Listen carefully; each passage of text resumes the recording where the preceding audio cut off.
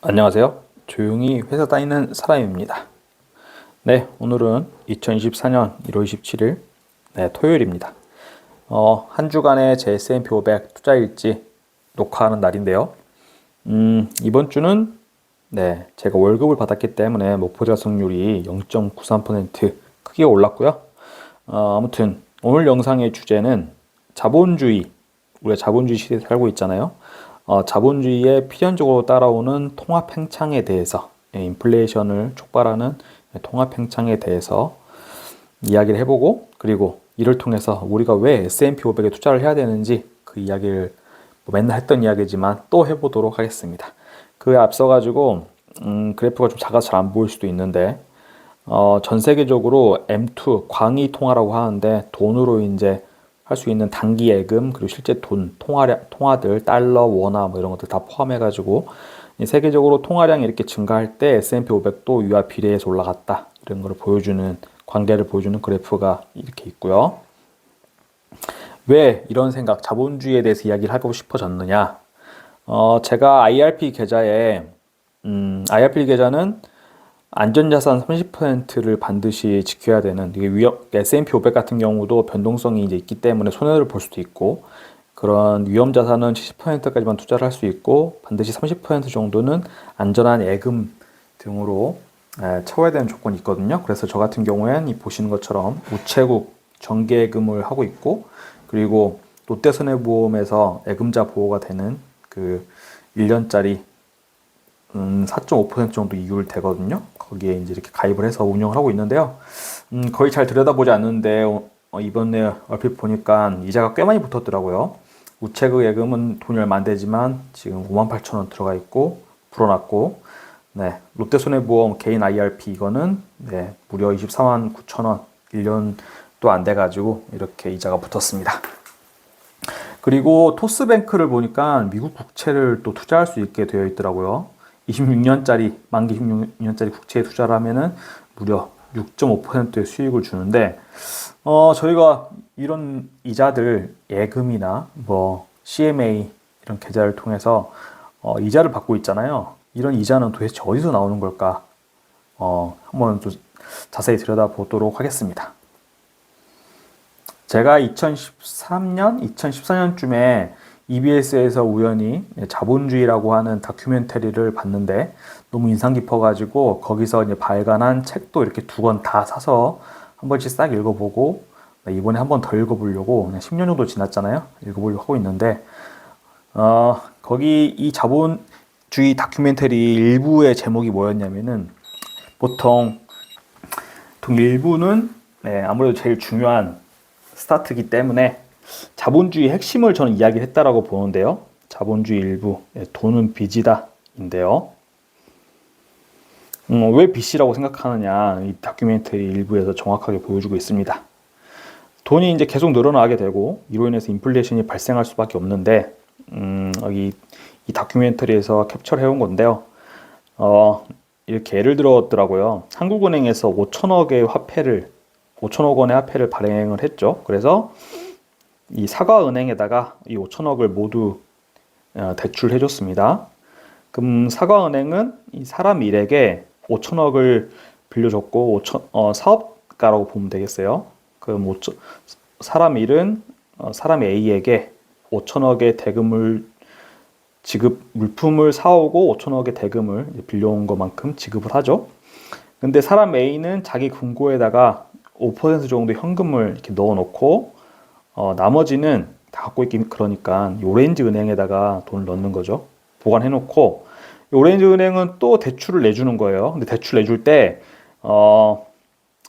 지급준비금이라는 게 있습니다. 지급준비율, 그 3.5% 정도 되는 현금은 항상 가지고 있어야 돼요. 그래서 166.3억 정도를 남겨놓고 나머지를 또 사람 2에게 대출해 줍니다. 사람 2는 또 사업가, 기업이라고 할 수 있겠죠. 거기는 또 B에게 그 자기가 뭔가 물건을 산 거에 대한 대가를 지급을 하고, B는 또 자기 금고에다가 5% 저축해 놓고 나머지는 이 바나나 은행에다가 돈을 저금을 해 놓는 거죠. 이게 계속 연쇄적으로 일어나게 되면은 결국에 한국은행에서는 5천억만 시중에다가 풀었는데, 이런 식으로 지급준비율이라는 게 있기 때문에 3.5% 현금만 가지고 있으면 남은 금액은 96.5%는 시중에다 풀 수가 있거든요. 그런 식으로 풀었다고 했을 때 최대치로 불어나는 돈이 무려 6조 원, 6조 원이 시장에 풀린 효과가 이제 발생을 한 거죠. 그러니까 결론적으로 이 대출이라는 게 있기 때문에, 빚이라는 게 있기 때문에 중앙은행이 좀 5천억만 발행을 했지만 결과적으로는 화폐량이 크게 늘어나는 결과를 초래하게 됩니다. 이게 바로 자본주의가 빚으로 돌아간다라고 말할 수 있는 거겠죠. 이와 더불어서 중앙은행 자체도 계속해서 돈을 찍어낼 수밖에 없는 구조라고 하는데요. 정말 쉽게 또 설명을 해놨어요. 예를 들어서 이렇게 한 마을에 한 섬이라고 할게요. 섬이라는 고립되어 있는 지역에서 A는 중앙은행이라고 보는 거죠. B가 예를 들어서 어부예요. 10,000원을 이자 5%로 은행에서 이제 빌리는 겁니다. 그러면 B는 이제 바다로 나가가지고 고기를 잡아오기 위해서 고깃배를 C한테 삽니다. 10,000원을 주고요. B는 근데 결과적으로 어쨌든 은행한테 1년 후에는 1,500원 5% 이자로 빌렸기 때문에 1,500원을 갚아야 되죠. 그래서 B가 이제 어부라고 했기 때문에 물고기를 잡을 거예요. 물고기를 잡아가지고 D한테 판다고 할게요. 근데 D는 물고기한 대금 500원을 이제 지급을 해야 되는데 없잖아요. 그럼 D는 또 결국에 중앙은행한테 500원만 빌려줘 하게 되는 건데요. 중앙은행은 결국에 또 500원이라는 돈을 더 찍어낼 수밖에 없게 됩니다. 그럼 결과적으로 봤을 때는 이런 현상들이 반복이 되면 될수록 중앙은행은 돈을 계속 찍어낼 수밖에 없고 통화가 팽창된다, 인플레이션이 발생한다라고 보는 거예요. 그러니까 우리가 살아가는 자본주의는 결과적으로 돈이 계속 늘어날 수밖에 없는, 그러니까 자산의 그 표면적으로 표시되는 가격이 계속 올라갈 수밖에 없다, 이렇게 생각을 해야 할 수밖에 없고요. 그래서 이를 통해서 제가 다시 한 번 더 느끼는 거는 가치가 줄어들지 않는 자산을 계속 보유를 해야겠다는 거예요. 예를 들어서 자산이라고 하면은 보통 집이 가장 큰 자산이 될 거고 차가 또 자산이 되잖아요. 근데 집 같은 경우에는 아이러니하게 일기신도시, 분당 이런 데는, 그리고 오늘 여의도 쪽을 갔다 왔는데 여의도 쪽에 시범 아파트 이런 데는 뭐 집이 50년이 넘어가고 막 3, 40년이 됐는데도 낡아 빠지고 막 살기도 힘든데도 땅이라는 걸 잡고 있기 때문에 가격이 계속 올라가잖아요. 그래서 우리는 그걸 자산이라고 부르고, 하지만 차는 아무리 우리가 벤츠든 뭐 BMW든 좋은 차를 사도 기계이기 때문에 결국은 쓰면 쓸수록 마모가 되고 새로운 신제품 대비해 가지고 뒤처진 기술을 갖고 있는 차가 되기 때문에 가치가 계속 떨어지잖아요. 감가가 된다라고 하죠. 그래서 저는 이런 인플레이션 시대를 산다고 했을 때 가치가 올라가는 자산을 보유하면은 그게 부자가 될 수 있는 가장 쉬운 방법이다. 그렇게 생각을 합니다.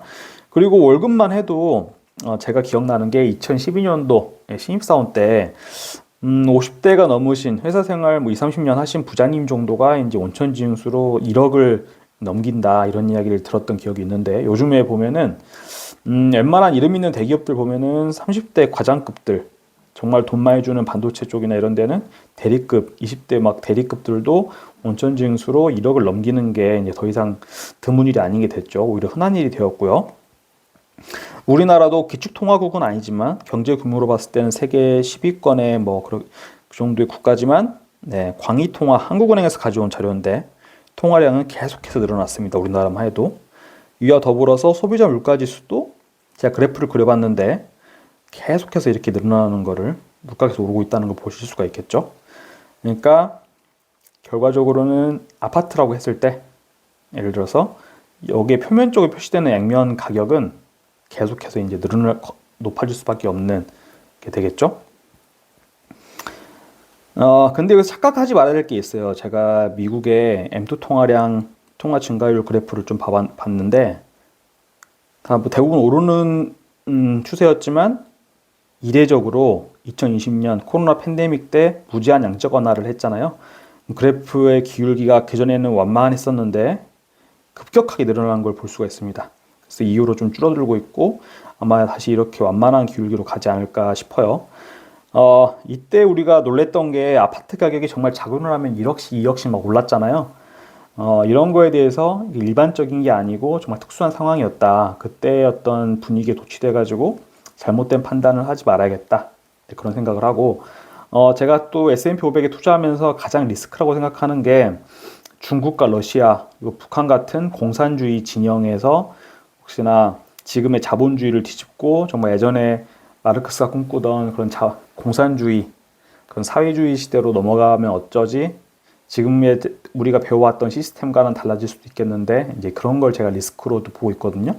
근데 저는 그럴 일이 거의 없지 않을까라고 생각을 하고 그 이유 중에 하나로 지금 보시면은 세계를 움직이는 돈의 총량을 봤을 때 미국 달러가 60%, 그리고 유로가 한 20%, 그리고 일본 엔화가 5% 정도로 해가지고 85% 이상이 그런 자본주의 진영의 화폐들로 이제 세상이 돌아가고 있죠.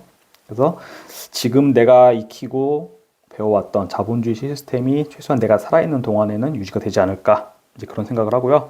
그런 관점에서 저는 주택담보대출을 최대한 좀 줄이려고 좀 생각을 해가지고 기존에 제가 갚아야 될 원리금, 은행으로부터 갚아야 될 원리금에다가 플러스 알파로 좀 갚고 있었는데 그것을 다시 자본주의에 대해서 생각을 하면서 당장 중지를 했습니다. 원리금만 갚아 나갈 생각이고 어떻게 보면은 감당할 수 있는 수준의 낮은 금리로 받은 대출은 재산을 증식할 수 있는 좋은 기회지 않을까 생각이 들었고요.